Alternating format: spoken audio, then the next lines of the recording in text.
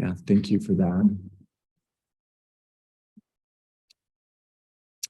All right, I'm going to start by sharing my screen with you. And I posted this on Facebook this morning, and it's on my personal page. It's on our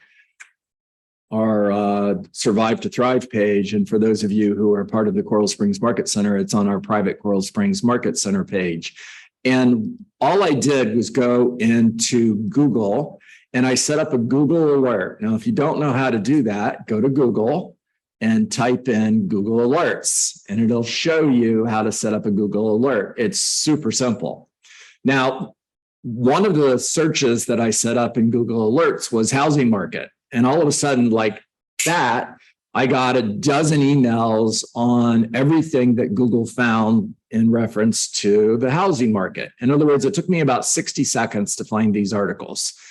And every single one of these articles is telling us that we're headed for a big market shift and price reductions similar to what we saw in 2008. And do I think that's going to happen? No, I don't. Okay. I totally disagree with that. And one of the articles, and Richard shared this yesterday, actually shares in the headline, it might be a good time to wait if you're thinking of buying a home. Oh my gosh, that might be the worst advice we could have ever given anybody. So if you buy a home and the value goes down a year from now, have you lost money? Yes or no? There you go. It's like stocks. Desiree is my new favorite person. If I buy shares in Apple and the value goes down, did I lose money? No, I don't lose money unless I sell them. I don't make money or lose money until the day I sell those stocks or until the day I sell that home. So should you buy? Yes, absolutely. And always. Another question that I would ask somebody if they asked, is this a good time to buy? Is it depends. How long do you plan on living in the home? Now, if they give me an answer of more than 5 years, then absolutely you should buy. Doesn't matter what happens to the market, goes down, goes up, who cares? What matters is on the day you sell the property, where's the value compared to the price you paid? Here's the other conversation I want to have with them. If you study Rich Dad, Poor Dad, oh boy, the author's name is escaping me right now. If you study Robert Kiyosaki, he would tell you the home you live in is not an investment. It's shelter. So let's change your paradigm around this. When you buy a home that you're going to live in, Noah, everybody expects that home is going to appreciate and they're going to sell their home for more than what they paid for it. And chances are they will, but maybe they won't. And it's shelter. It's not an investment. Now, real estate is not an investment unless you are an investor buying multiple properties. Now it's an investment. So change your paradigm around that property you're going to live in. All right. Yesterday, Richard shared a lot of really awesome information with you. And a couple of the slides showed predictions for where home values are going in 2022, 2023, all the way up to 2025. Now, how anybody would know what home values are going to look like in 2025, I have no clue, right? And let's just talk about 2022. I'm going to share with you, and I think that's super important that you have a different perspective on this, is I believe values are going to go down. And I do believe that that is going to be something that we live with at least for the next 12 months, maybe the next couple of years. I don't think this market will look anything like the market in 2008. And I do believe it's going to be different. Now, I just want to share one thing with you, and then I'm going to go to the whiteboard. Gary Keller on page 135 says, worry of paying too much. Buyers go too far and begin to offer too little. And only properties, boy, oh boy, if you're taking notes, underline that. Only properties that appear to be serious bargains Only properties that appear to be serious bargains. Write it down, write it down, write it down. Only properties that appear to be serious bargains get serious attention. Sellers who are slow to recognize this shift will quickly become overpriced and consequently overlooked. And then on pages 150 through 153, Gary goes on to talk about the tale of two markets. And I want to go to the whiteboard in order for us to have a conversation on this. So I'm going to move things around and make sure that everybody can see this in the room and on Zoom. All right, everybody on Zoom, you can see this? Everybody in the room except for Noah? Moving everybody so you guys can see this. All right, how are we doing now? Everybody can see it, right? Yeah, there you go. Thank you. All right, so you've seen me draw this before, and this little simple pencil drawing is a diagram of the market. And on the left side, we have price versus the comparables. And at the bottom here, we have condition versus the comparables. Now, I changed the word from the Shift book and I changed it to actives because we're competing against the actives. We're not competing against the properties that sold, right? And in order to be in the market, well, let me back up for a moment. When we put our home on the market, we put the home, when we list a home, it's either in the market or it's out of the market. And I'm going to go to the next diagram in order to explain what I mean. Now, the goal is to be down here at the bottom, comparable as far as price is concerned, below our competition, and over here on the left side, as far as condition is concerned, and be better in condition. In other words, we go from great to poor condition. We want to be in great condition and below the market as far as price is concerned. Now, there's three different types of markets, and depending on who you talk to, you're going to get different definitions on this, okay? You have a seller's market, a stable market, and a buyer's market.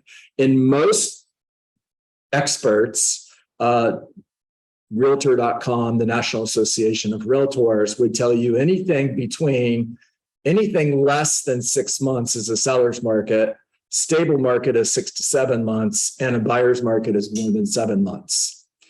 When I'm having a conversation around this, I take the stable market out of the conversation.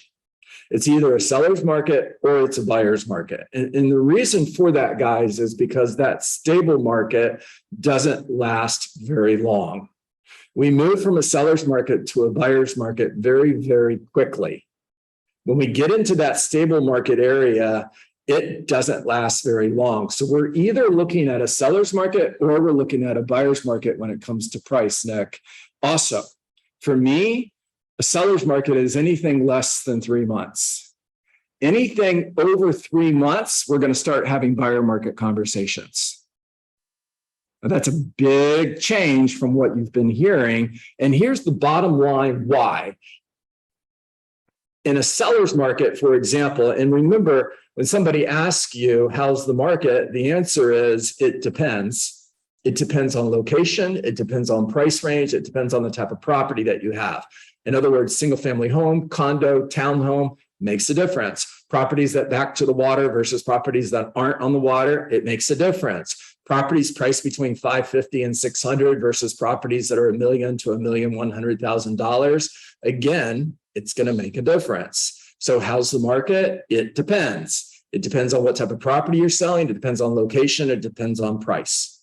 Now, if you have less than 30-day supply of inventory, that means that you have 6 properties that are currently active, let's say between that $550,000 and $600,000 price range in a single family home neighborhood.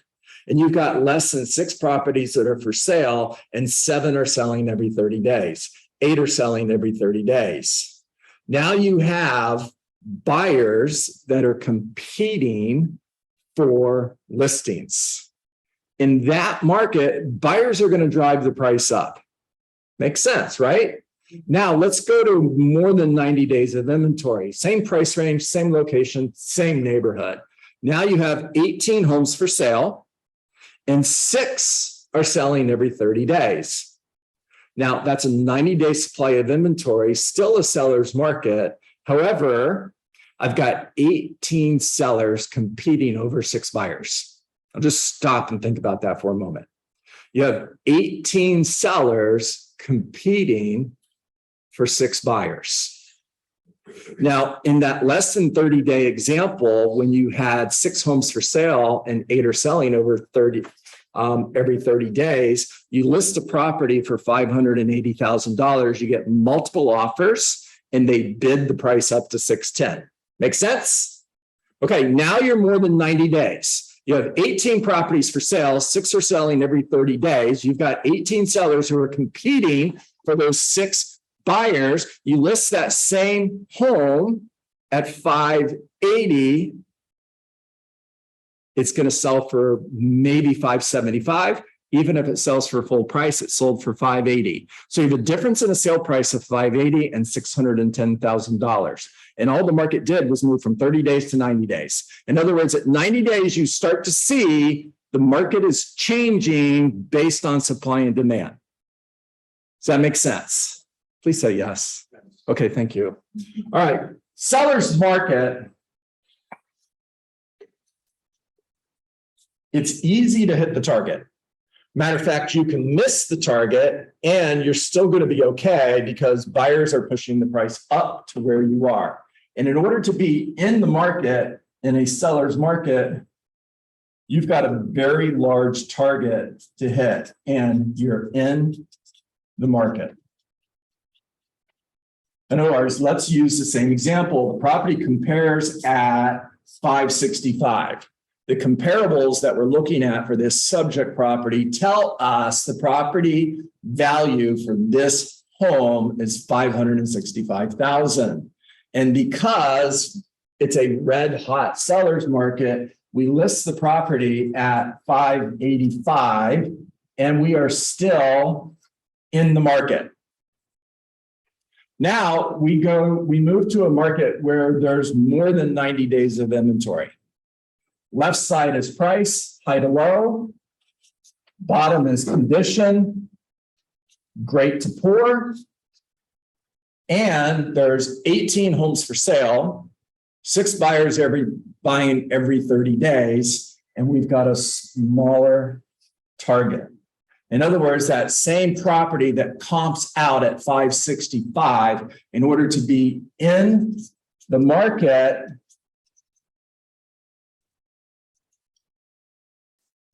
we need to be 550 to 565 at the highest. That's the target. It's a lot smaller. Now we take that same home and we don't have this conversation with the seller. We don't know how to convey this information. And we list the property at $585,000 because we don't know how to have these conversations. And where are we? Are we in the market or are we outside the market? We are outside the market. And what happens in that situation is 585 and the seller lowers the price to 575. 30 days later, they lower it to 565. 30 days lower, they lower it to 550. In other words, what are they doing? I've said this a million times to you guys, that's an exaggeration. I've said it a bunch of times. What are they doing? Chasing the market down, and they end up getting an offer for $525,000. And now they sell the home for $520,000 in 120 days on the market when they could have sold for $550 in 30 days on the market. They lost $25,000 trying to make an extra $25,000. And they have an additional 90 days in holding cost. If their holding cost is $4,000 per month, they've lost an additional $12,000 in holding costs. And what's happening to the market? You live next door to them. Did the value of your home just go up or did it go down? It went down. And that's proof that you're going to see market values drop. Because what I just explained to you is real life. Listing and selling an average of 100 homes a year for more than 13 years, including during the last market shift. What I just shared with you is exactly what we lived. All right, talk to me. Megan, you're up. So can we